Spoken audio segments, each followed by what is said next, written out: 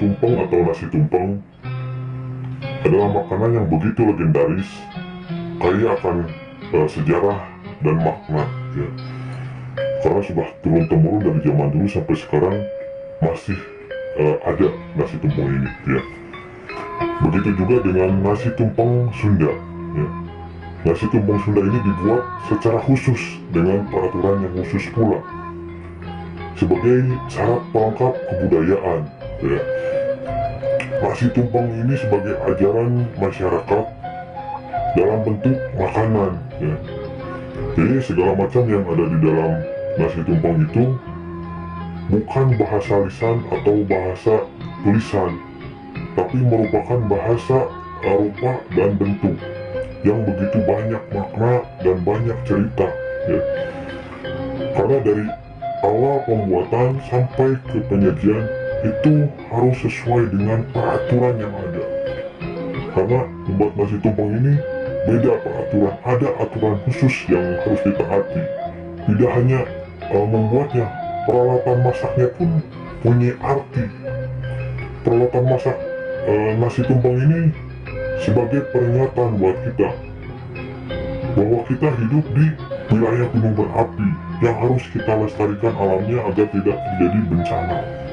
Adapun makna yang terselip di dalam peralatan masak nasi tumpeng ini adalah, itu ada beberapa bagian, gitu ya. Yang pertama itu ada api. Api ini dilambangkan sebagai matahari. Ya, api ini dilambangkan sebagai matahari yang menyinari semua alam kita, ya. Batu bata merah. Kenapa harus batu bata merah? Karena zaman dulu membuat nasi tumpeng ini harus menggunakan tungku. Nah, tungku ini dibuat dari susunan batu bata merah. Ini membuat sebuah tungku, gitu ya. Nah, ini batu bata merah ini dilambangkan sebagai bumi, gitu, ya. Terus ada seeng atau dandang untuk mengukus. Nah, dandang ini dilambangkan sebagai gunung berapi, gitu. Nah, terus ada tempat mengukusnya yang berbentuk kerucut itu yang dinamakan asepan. Ya, asepan ini dilambangkan sebagai kawah gunung berapi, gitu. Ya, sedangkan di bawahnya itu ada air. Air ini adalah dilambangkan sebagai sumber kehidupan kita. Terus ada kayu bakar. Kayu bakar ini dilambangkan sebagai hutan dan tumbuhan yang harus kita jaga.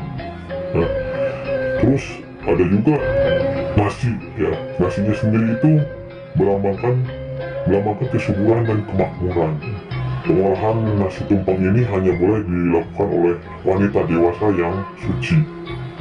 Yang suci di sini tidak dalam haid atau menstruasi dan sudah bersuci, ya. Dan peranan laki-laki di sini untuk membantu hal-hal yang lain, menyiapkan kayu bakar, membuat tungku dan sebagainya. Jadi khusus wanita yang bisa membuat nasi tumpeng ini, ya. Dan selama pembuatan nasi tumpeng ini, si wanita ini tidak boleh disentuh ataupun berbicara dengan laki-laki.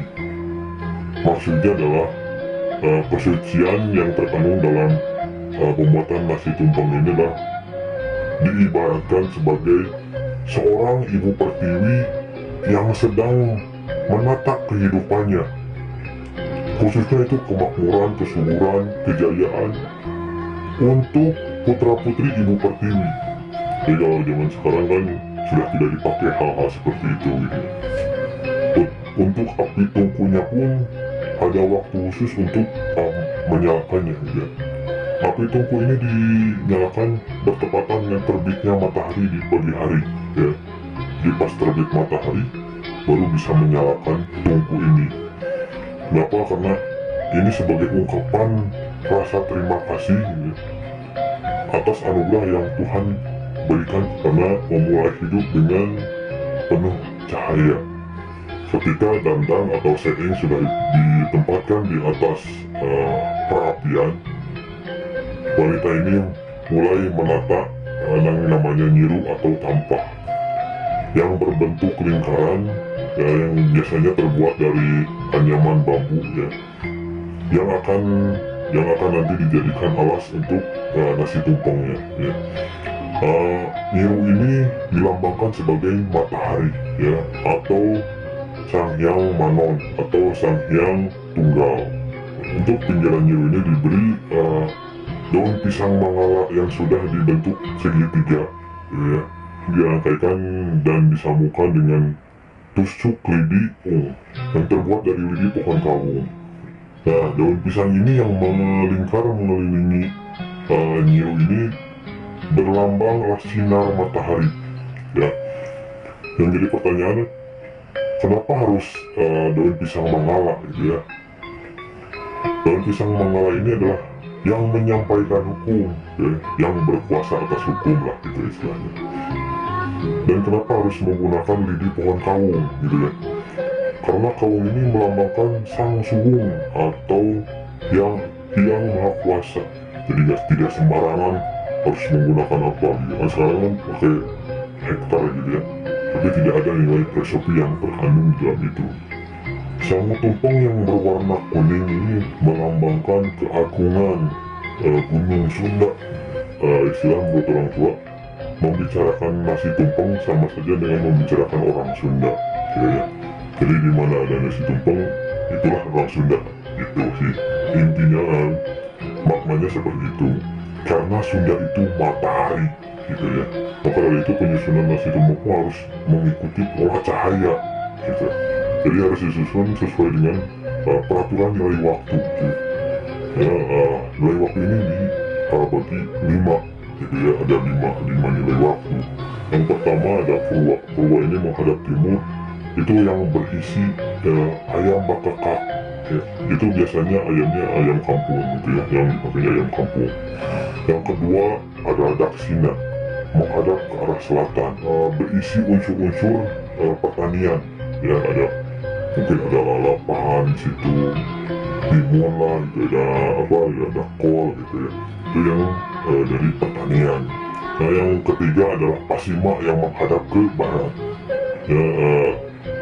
Pasima ini mengandung unsur tumbuhan yang sudah diolah gitu ya. Mungkin ada perkedel, terus ada sambal di situ. Yang keempat adalah utara yang menghadap ke utara. Utara ini berisi unsur makanan olahan yang berdaging ya, seperti ada ikan mas, ikan mujair lah, tidaknya ada teri, terus ada daging, itu udah utara.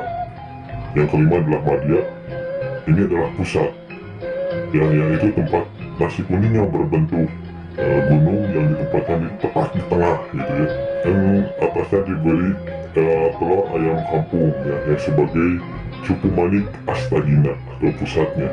Pola susunan tersebut mengajarkan tentang mutu cahaya ya, yang akan mempengaruhi kehidupan kita.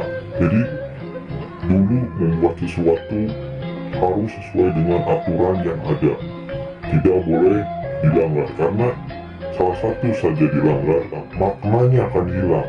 Sunan itu yang akan mempengaruhi kehidupan kita, makanya dibuat sedemikian rupa agar kehidupan kita akan terarah dengan gitu. Itulah nasi tumpeng khas Sunda. Mungkin di juga banyak nasi tumpeng khas sendiri ya, khas daerah masing-masing gitu ya, dengan ceritanya masing-masing yang menarik untuk digali sebenarnya. Tapi di zaman sekarang peraturan-peraturan itu sudah jauh ditinggalkan. Mungkin tidak tahu adanya peraturan seperti ini, dan orang tua dulu menjaga itu. Tapi di generasi kita ini sudah menghilang ya. Semoga warisan leluhur tetap terjaga, tetap lestari.